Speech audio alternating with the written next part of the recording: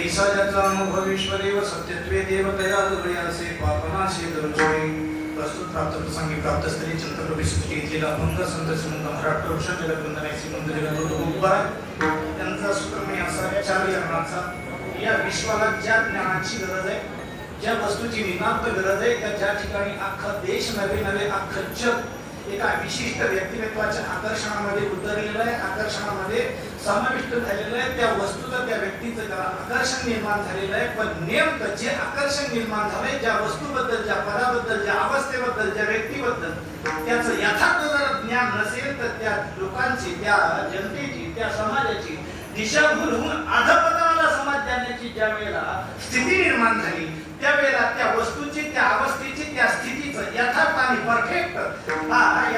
Perfect ज्ञान समाजाला व्हावं याच्यासाठी जे डायमेन्शन अँगल संतांनी 17व्या शतकात वापरलं त्याचा अर्थात लोकल भाषेमध्ये संतांचं खरं दर्शनाचं फल आणि त्यांची स्वरूप स्थिती सांगणारा सूत्रमय असं 4 चरणाचा अभंग आहे.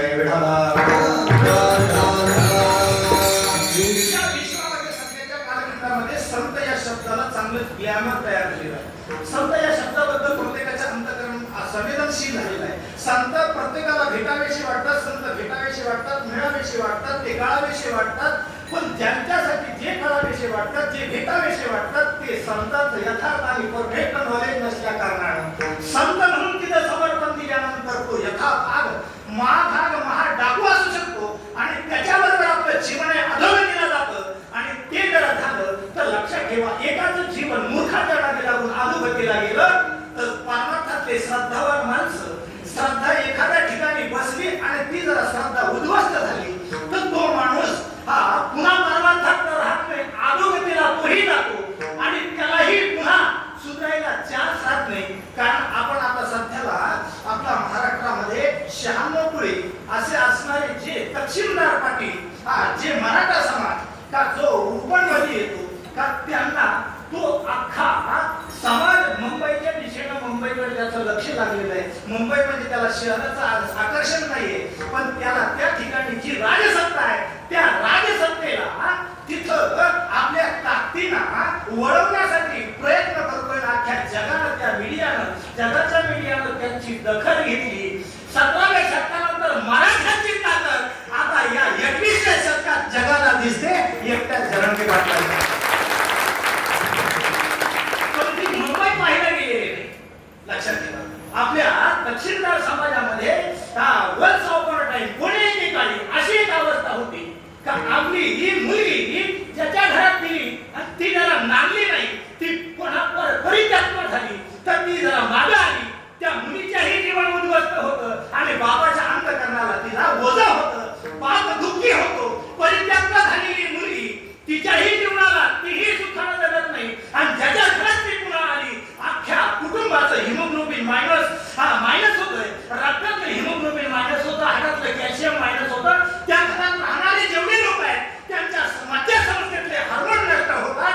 असा एक काळ होता. तसं आमच्या अध्यात्म क्षेत्रामध्ये अंतकरण रूपी उदरामध्ये सत्वगुण रूपी बापाच्या पोटी श्रद्धा नावाची मुलगी जन्माला आली आणि ती जर रूपावर झाली, तिला समर्पणाची अपेक्षा निर्माण झाली. तिला योग्य समर्पण नाही देता आलं तर ती श्रद्धा परित्यक्त होऊन मागे येते आणि मागे आलेली श्रद्धा त्या माणसाला सात्विकही ठेवत नाही आणि दुसऱ्यालाही परमार्थाला येऊ देत नाही.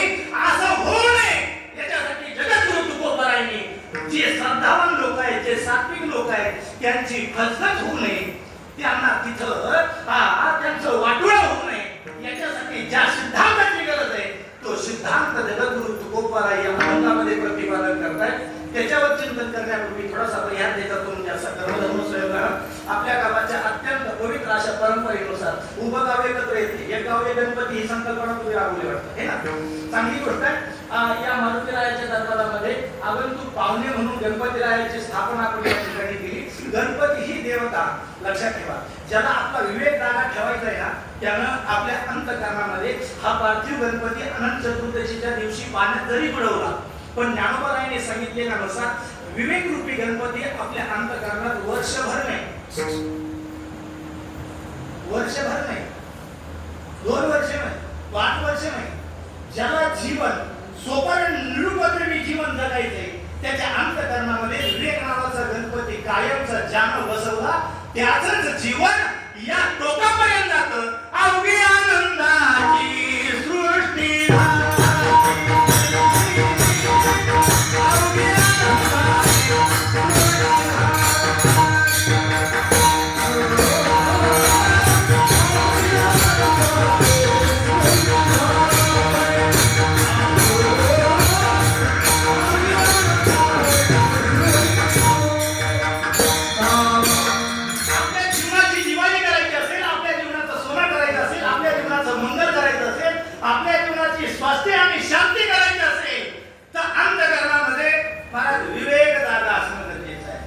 बहुतेकांचा विवेकच लोपलाय आणि ज्यांचा विवेक लोपलाय ती ज्ञानाची अपेक्षा करतात.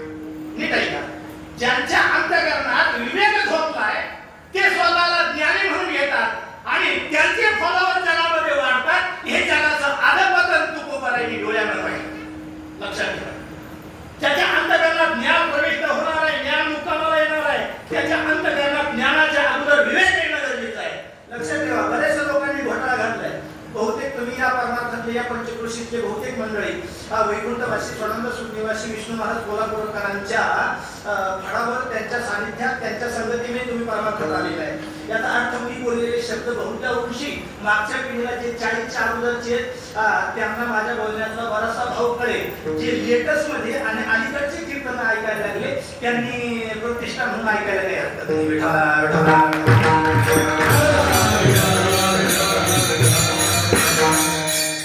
कीर्तनाचे मागच्या 40 वर्षापूर्वी 2 घटक होते.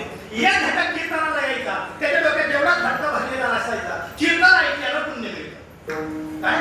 कीर्तन ऐकल्यानं पुण्य मिळतं. हा एक श्रोतृ वर्ग असायचा आणि दुसरा एक श्रोतृ वर्ग असा असायचा. कीर्तनात गेल्यानंतर संतांचा अध्यात्माबद्दल, आत्म्याबद्दल, जीवाबद्दल, उपाधीबद्दल, मनाबद्दल, इंद्रियाबद्दल, परमात्म्याबद्दल, संतांबद्दल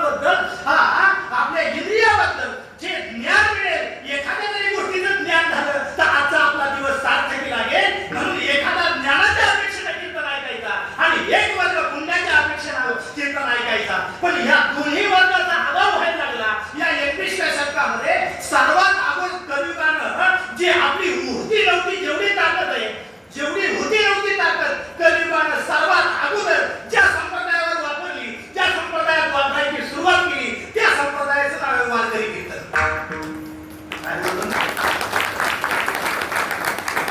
तुम्ही टाळ्या वाजवले या मोबाईलच्या मी तोंड धरू का? कारण मी तोंड तुम्ही टाळी वाजवले इतकं चांगलं नाही बोलतो.